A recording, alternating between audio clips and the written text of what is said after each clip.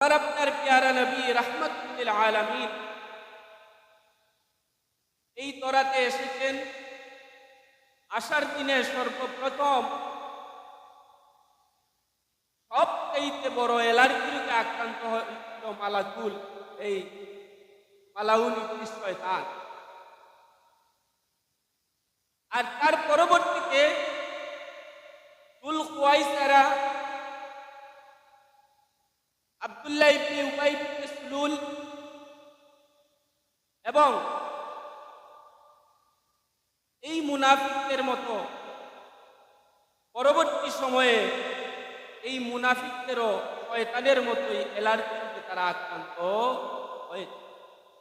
শুধু অ্যালার্জি বললেই কম হয়, বলতে হবে অন্তর ক্যান্সার রোগে তারা আক্রান্ত হয়েছে। নবীর মহব্বতের কথা শুনলে যাদের কপাল, যাদের মুখ, যাদের চোখ কালো হয়ে যায়, তারা মালাউনের চাইতেও আরো বড় শয়তান। মালাউন ইবলিসের চাইতেও আরো বড় শয়তান। যুল খুয়াইসারা কত বড় মুনাফিক ছিল, রাসূল সাল্লাল্লাহু আলাইহি ওয়াসাল্লামকে বলে আল্লাহর নবী নাকি গনিমতের মাল বন্টন করতে তিনি স্বজন প্রীতি দেখিয়েছেন। তাদের বংশদূত কি এই জামানায় নাই? আছে। বলে ঈদে মিলাদুন নবী আবার কি? ঈদ তো দুইটাই। তারা বলে ঈদ নাকি দুইটা। আচ্ছা, আপনারা তো জনসাধারণ মুসল্লি, আপনাদেরকে জিজ্ঞাসা করি আজকের দিনকে তাকে কি বলা হয়? জুমার দিন। সাপ্তাহিক কিসের দিন? সাপ্তাহিক। সবাই জুড়ে বলুন সাপ্তাহিক। ঈদুল আজহার, ঈদের যে আপনি পেলেন, দুই ঈদের বাইরে তারা বলে আর কি নাই। এদেরকে আমি বলি কোনটা মূলক? তাদের চেহারা আপনি দেখতে পারবেন না, এত লম্বা দাড়ি নাভি পর্যন্ত, কপালে তার টিকা পড়ে গেছে কালো দাগ। যখন কথা বলে, এই মুনাফিকেরা যখন কথা বলে, তখন আমার রাসূলুল্লাহ সাল্লাল্লাহু আলাইহি ওয়াসাল্লামের শানকে ক্ষুণ্ণ করে বলে ঈদ, এই দুই ঈদ তারা আর ঈদ নাই। তাহলে আপনারাই তো বললেন ঈদ আরেকটা আছে, এই ঈদের নাম হচ্ছে সাপ্তাহিক ঈদ। আর ঈদ নাই, আরো ঈদ আছে। কুরআনুল কারিমে সূরাতুল মাইদায় আয়াত কারিমা আছে, ক্বালা ঈসা ইবনু মারইয়াম আল্লাহুম্মা রাব্বানা আনজিল আলাইনা মাইদাতান মিনাস সামা তাকুনু লানা ঈদান লিআউয়ালিনা ওয়া আখিরিনা ওয়া আয়াতান মিনকা ইলা আখিরিল আয়াত। আরেকটি ঈদ শব্দ পেলেন না আপনারা? যে ঈসা নবীর উম্মতেরা ঈসা নবীকে বললেন যে আপনার আল্লাহকে আপনি বলুন তিনি যেন আসমান থেকে কাঞ্চা ভরা খাবার, জান্নাতি খাবার আমাদেরকে দান করে। আমরা আমাদের সময়কার সময়ে সেই দিনটাকে ঈদ হিসেবে পালন করব, আমাদের পরবর্তী প্রজন্মের জন্য সেটা নিদর্শন হিসেবে থাকবে। বলুন না সুবহানাল্লাহ। তাহলে ঈদুল ফিতর পেলাম, ঈদুল আজহা, তাদের ভাষায় তো দুই ঈদ। আপনারা স্বীকৃতি দিলেন ঈদের দিন আরেকটা আছে সাপ্তাহিক ঈদের দিন শুক্রবার। ঈদ পেলাম তিনটা। কুরআনুল কারিমে ঈদ পেলাম আরেকটা। ঈসা আলাইহিস সালামের উম্মতের জন্য যখন খাবার আসবে, তারা সেই দিনটাকে ঈদ হিসাবে পালন করে। তাহলে ঈদ আরেকটা পাই। আরো ঈদ আছে। আরাফার দিন হচ্ছে ঈদের। আরাফার দিন কিসের দিন? ঈদের। আচ্ছা, এখন আপনাদেরকে বলি ঈদ শব্দের অর্থ। ঈদ শব্দের অর্থ খুশি, আনন্দ। ঈদ শব্দের অর্থ খুশি, আনন্দ। আনন্দিত মানুষ কখন হয়? আনন্দিত মানুষ কখন হয়? যখন মানুষ পুরস্কার লাভ, যখন কোনো মানুষ পায় যেমন আপনার ছেলে লন্ডন, সে লাল পাসপোর্ট পেয়েছে, ডিগ্রি, খবর দিয়েছে মা বাবাকে, খুশিতে সবাই পরিবারের আত্মহারা।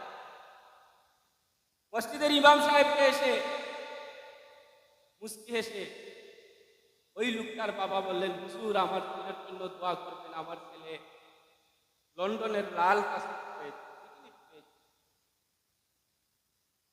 কেন? সে একটি শান্তিময় জায়গায় চাকরি করবে, শান্তিতে 2-1 টাকা রুচি করবে, শান্তিতে থাকবে। আল্লাহ তাকে সেই নিয়ামত দান করেছেন। সেজন্য নিয়ামত পেয়ে বান্দা আনন্দিত হয়। সেই আনন্দটাকেই বলে ঈদ। সেই আনন্দটাকেই বলে ঈদ। এখন ঈদুল আজহার দিন ঈদ কেন বলা হয়? আবার তারা আরেকটা প্রশ্ন করে, ঈদ থাকলেই নামাজ থাকতে হবে। ঈদ ছাড়া, অর্থাৎ ঈদ যদি হয় কোনো কিছুতে, সেটাকে নাকি নামাজ থাকতে হবে। ঈসা আলাইহিস সালামের উম্মতের জন্য যে খাবার আসছিল, ঈদ আল্লি আউয়ালিনা ওয়া আখিরিনা ওয়া আয়াতুন, ঈসা নবীর উম্মতেরা বলল আমাদের সময়ে আউয়ালিন, এখন আমরা আমাদের সময়ে আমরা আনন্দ উদযাপন করব আল্লাহর জান্নাতে খাবার নিয়ামত পেয়ে। আমাদের পরবর্তীদের জন্য আখিরা, আমাদের পরবর্তীতে যারা আসবে তাদের জন্য নিদর্শন হিসেবে থাকবে আমরা নিয়ামত পেয়েছিলাম। এই ঈদের নামাজ কোথায়? এই ঈদের নামাজ কোথায়? ঈদ মানে আনন্দ।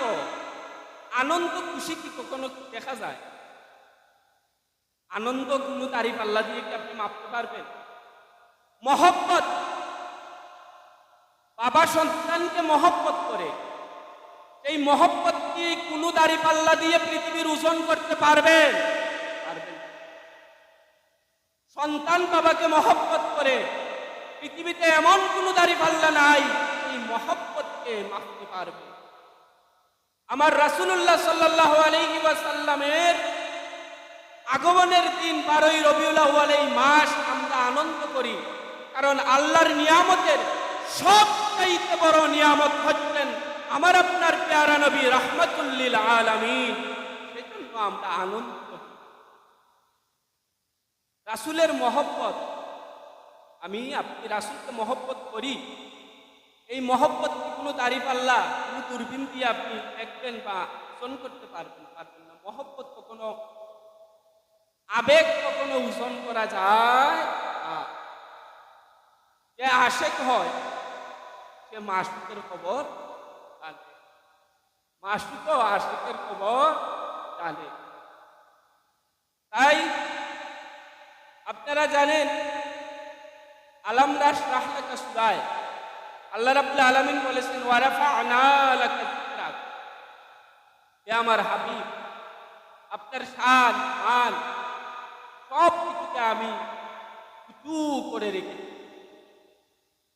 আপনার সম্মান, আপনার ইজ্জত সব কিছুকে আমি করে রেখেছি। কেউ আপনার সম্মান পূর্ণ করতে পারবে না। পেরেছে? কিয়ামত পর্যন্ত পারবে? যারা করে, রাসূলের সাথে যারা দুশমনি করে আমরা দেখেছি তারা পাগল হয়েছে। রাসূলের সাথে যারা দুশমনি করে আমরা দেখেছি বাথরুমের ট্যাঙ্কিতে ভরে ময়লা আবর্জনা খেয়ে তার মৃত্যু হয়েছে, যেমন মির্জা গোলাম শয়তান আদিয়ানি। আদিয়ানি সম্প্রদায়ের আর এক বড় ফিতনা আমাদের এই উপমহাদেশে, আদিয়ানি ফিতনা। এই ফিতনা হচ্ছে দাজ্জালের ফিতনা। দাজ্জালের ফিতনার মতোই। আবার কেউ বলেন যে ঈদে মিলাদুন নবী পালন করেন, সেটা তো সাহাবায়ে কেরাম করেন নাই, সেটা তো তাবিঈনগণ করেন নাই। আরে ভাই, সাহাবায়ে কেরাম যখন ছিলেন, আমার রাসূলুল্লাহ সাল্লাল্লাহু আলাইহি ওয়াসাল্লাম তখন তাদের সামনে, আমার রাসূলুল্লাহ সাল্লাল্লাহু আলাইহি ওয়াসাল্লামের নূরানি দর্শন তারা সবসময় প্রতিদিনই তাদের মিলাদ, প্রতি মুহূর্ত রাসূলুল্লাহ সাল্লাল্লাহু আলাইহি ওয়াসাল্লাম তাদের সামনে তাদের মিলাদ।